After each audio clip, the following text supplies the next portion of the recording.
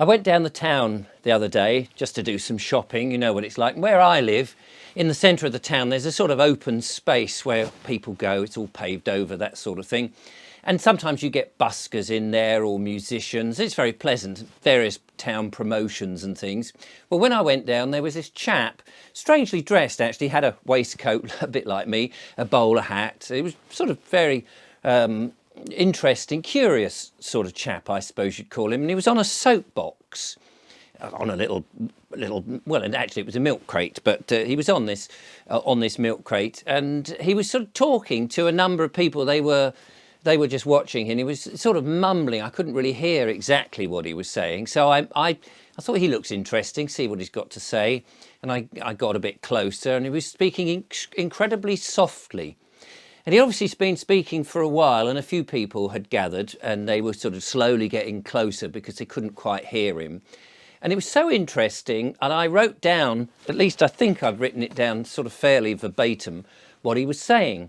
So he stood quite still. At first I thought he was one of these performance artists, you know, that pretend to be a statue and that sort of thing. But he wasn't. He was just waiting for people to listen to one thing at a time. So the first thing I heard him say was to the audience, very quietly, he just said, "There's absolutely no moral reason to obey a corrupt law." And as people were coming in, they were saying, what did he say? Because he wasn't repeating himself. He would just stand there and then be quiet for a bit, and everyone was going, what did he say?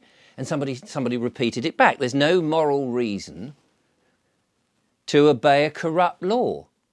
And he said, well, what does that mean? And somebody else was saying, well, you know, if a law is bad, if it's really bad and not good for each other, for us, then why should we obey it? And he said, yeah, that makes sense. Yeah, no, good on you, mate. Yeah, we shouldn't obey it. And because this little bubbling up of interpreting what he had said started to attract a lot more people, and people were coming more forward, and they were waiting for him to say something else. And he just stood there, and he could, looking at the audience with a very benign sort of face.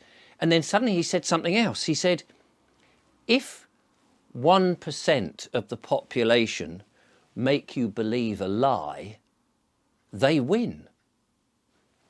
And again, there was this, what does that mean? Well, if what? 1% of the population make you believe a lie? He said, how could that happen? How could 1% of the population make you believe a lie? And someone said, well, what about climate change? You know, it's only a handful of people really talking about climate change, isn't there? And we all believe it. We all think it's true. And said, oh, yeah. And what about that vaccine thing? Yeah, that's another one. We all believed in that, didn't we? And turns out it wasn't as good as everybody said. And this was interesting because I was watching people, they were interpreting what he was saying and coming up with their own idea. I thought, this is very clever, very clever. So there was a bit of hush as he started to talk again. He said, a dictator with no followers is only a clown. We thought, what? A dictator with, what does that mean? A dictator with no followers? And someone said, yeah, so in other words, well, if we weren't following the diktats of the government and all the rubbish that they keep telling us, they would look stupid, wouldn't they? If we didn't do it, if we didn't follow them. And people go, oh yeah, I see what you mean. So if it's that business about taking away authority. I really like this chap because what he was doing, it was just by these one simple statements, was making people think about things for themselves and coming up with a solution. I thought this was absolutely amazing. And then he suddenly started to talk again, and the crowd hushed down and they were all silent. And he said, see what you want to happen and not what you don't. And people were like, again, what does that mean? See what you want to happen and not what you don't. And someone said, yeah, turn off the bloody telly. Mainstream media, yeah, and newspapers, they're all giving us doom and gloom. We shouldn't be focusing on that. And again, people were coming up with the things, oh yeah, those dreadful films, you know, and the kids' programs that are full of morals that are weird, and the school education. Yeah, it was absolutely amazing how he was just planting a seed and people were coming up with these incredibly sensible and strong ideas based on what he was saying. And again, there was this, whilst they'd had this and they'd been discussing all of this all in amongst themselves, again, you could see he was ready to say something, a bit like a prophet. It was quite strange. And he said, the revolution starts with you and your habits. And again, they were going, what, the revolution? What revolution? And it said, yeah, it starts with us, doesn't it? It starts with how we do things. And people started to debate this. When you say we do things, yeah, you know, just on your own, in your own way. So if you don't like, say, biometrics in the supermarket, don't go to the supermarket. Oh, yeah. If you don't like a certain law that's been passed, reject it. Just do it on your own. And I thought, this is absolutely incredible. And I started to think, yes, if people were to do things on their own, from their own volition, if loads of people do things for themselves on their own, then it becomes a mass movement. But it isn't an organised mass movement. It isn't a mass movement with a leader. Everybody's taken back their responsibility for things. And if there's a corrupt law, if there's things they disagree with, they just say, no, don't want it.